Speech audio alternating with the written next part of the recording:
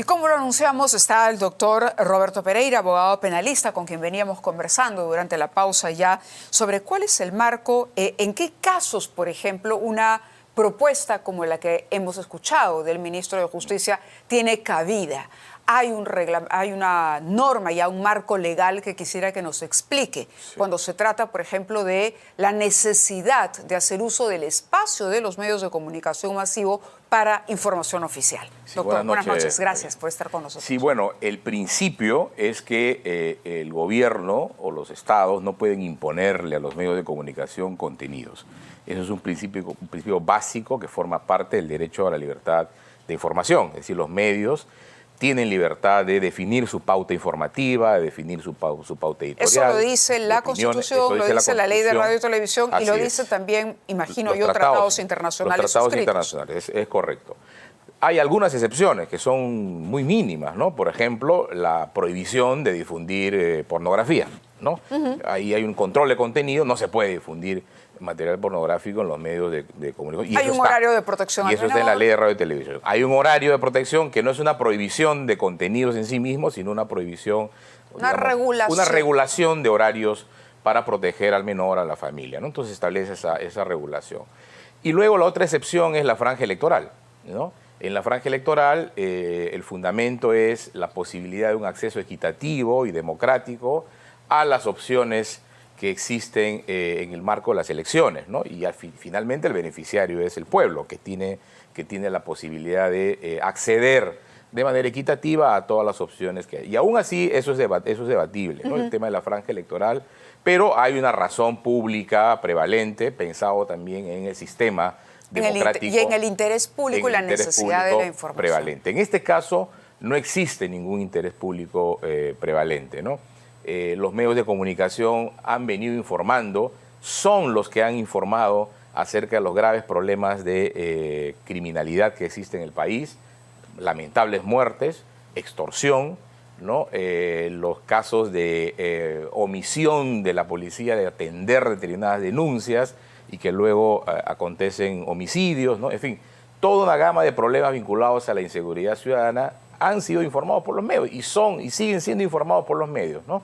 Y también los medios han informado de manera exhaustiva, permanente, las acciones que el gobierno ha tomado al respecto, ¿no? Y obviamente ha criticado, ha informado desde su perspectiva. Pero así no lo percibe el gobierno. ¿Usted diría que aquí hay un enfrentamiento abierto con la manera en que se ha venido tratando el tema de la inseguridad? Yo creo que acá hay dos problemas que explican de alguna manera esta propuesta, ¿no? La primera es esta idea peregrina que tiene el gobierno, que además ha sido dicho por la Presidenta de la República, de que la prensa estaría confabulada, ¿no? Con sectores extraños. Con la Fiscalía. O con la Fiscalía, ¿no? Para derrocar al gobierno, para oponerse, digamos... El famoso golpe de Estado blando. El famoso golpe de Estado blando. Entonces concibe a la prensa como una opositora política, ¿no? Y por otro lado, yo creo que también esto es expresión de la ausencia de ideas sobre qué hacer con el problema de la inseguridad ciudadana. Porque de otra manera no me puedo imaginar cómo, ante un gravísimo problema de inseguridad, lo que se le ocurre al gobierno como entre las primeras medidas es hacer una franja informativa, entre comillas, para obligar a los medios, ¿no es cierto?, a transmitir lo que el gobierno, de acuerdo a su criterio de que lo que es importante no es importante, de lo que es interés público, le va a marcar la pauta. ¿Ese es un gobierno con, un corazoncito autoritario? Bueno, yo creo que es un poco de todo, ¿no? Yo diría que desde el inicio, si uno lee el ideario de Perú Libre, que no nos olvidemos que este es un gobierno de Perú Libre, ¿no? Era claramente contrario a la libertad de expresión, ¿no? Era absolutamente enemigo de la libertad informativa, de la pluralidad informativa. Pedro Castillo no daba entrevistas. Pedro Castillo desde la campaña política ya tenía agresiones a la prensa, ¿no? A través de sus partidarios. Recordemos que varios reporteros fueron agredidos cuando iban a cubrir los mítines de Pedro Castillo. Siendo ya elegido y antes que asuma, envió una carta al entonces ministro de Transportes pidiéndole que le abra un procedimiento administrativo a un medio de comunicación, discrepando por su línea editorial. Y cuando ya estuvo en la presidencia, bueno, ya todos sabemos, ¿no?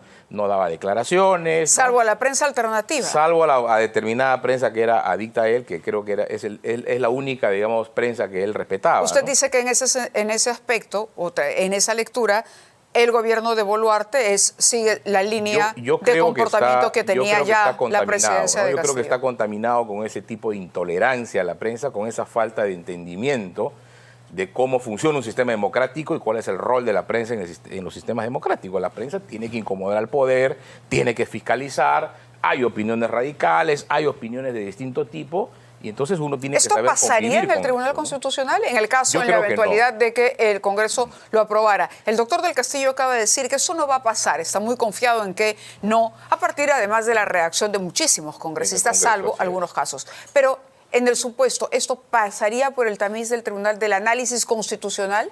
Desde mi punto de vista no, porque claramente, como te decía, esto no tiene una justificación material, es decir, no existe un problema de ausencia de información o de desinformación en el Perú. Al contrario, hay mucha información acerca de la inseguridad ciudadana. Y es precisamente eso lo que a veces ha molestado al gobierno, es decir, que se exponga la información pública.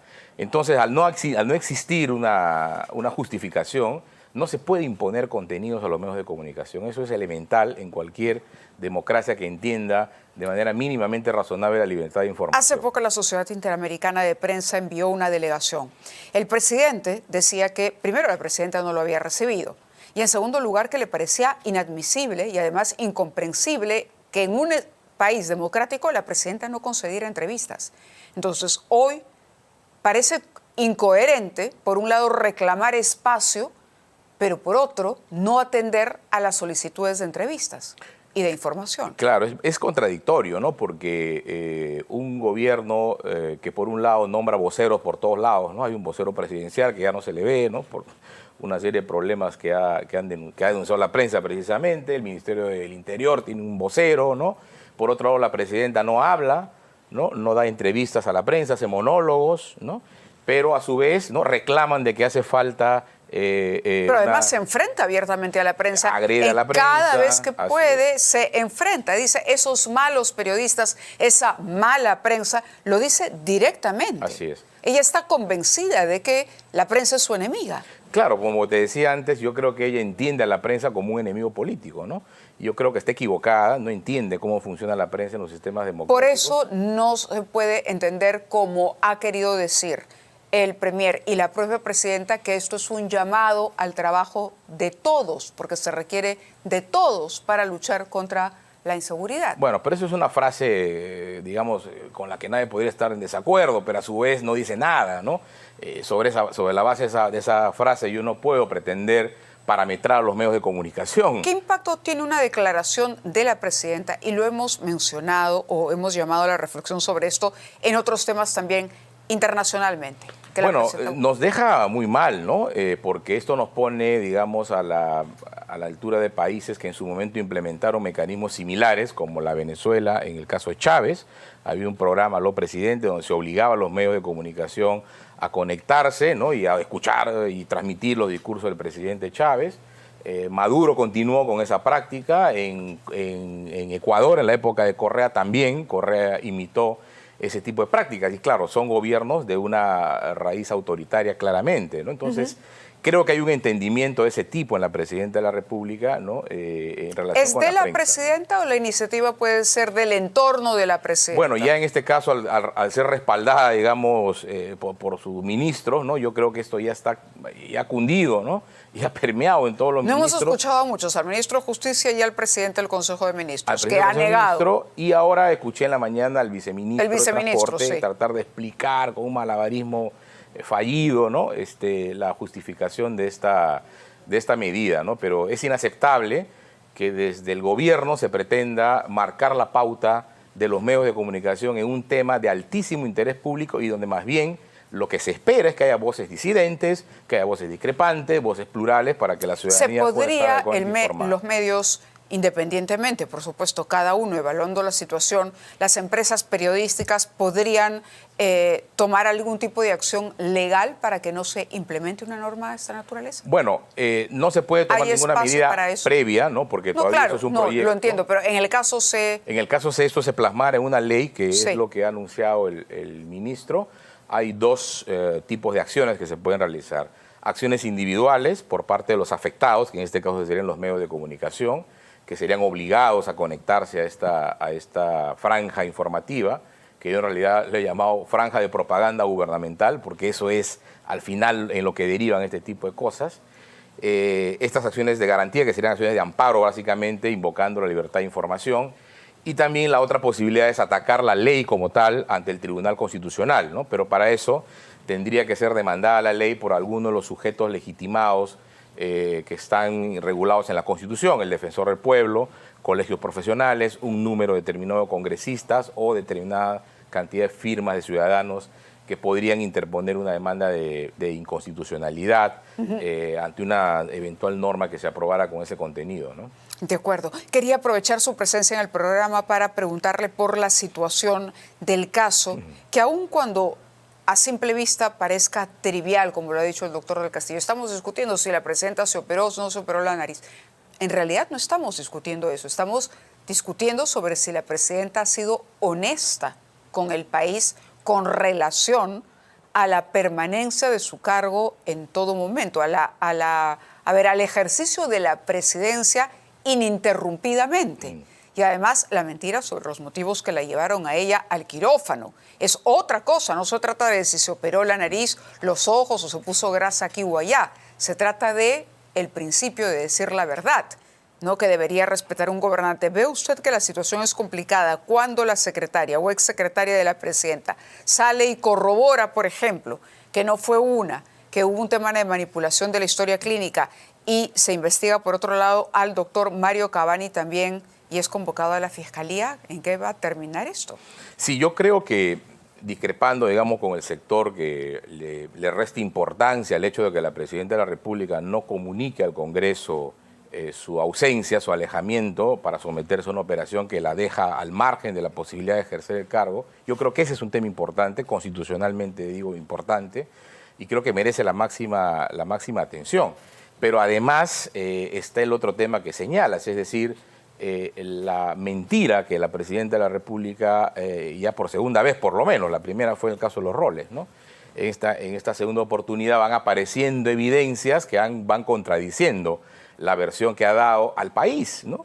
La versión que ha salido a dar al país una Presidenta de la República en un tema tan complicado como el que haberse alejado de la Presidencia de la República. Han salido denuncias acerca de que determinadas firmas no serían la de ella, ¿no? Por ejemplo. Por ejemplo, ¿no?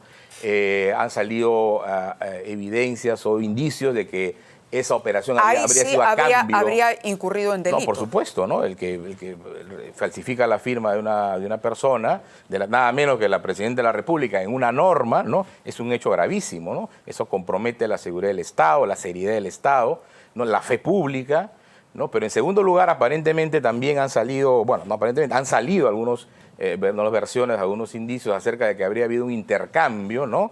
De puestos públicos en el contexto de dicha operación, ¿no? Que se habrían desaparecido o adulterado informes médicos, ¿no? Es decir, hay un conjunto de hechos ilícitos que podrían estar alrededor de ese hecho y que lamentablemente mellan la figura no solamente de la señora Boluarte, sino de la institución presidencial, ¿no? Bien, doctor, muchas gracias por haber estado con nosotros esta noche en el programa. Vamos a ir a la pausa y vamos a volver con Rafael Belaúnde Llosa, presidente del Partido Libertad Popular.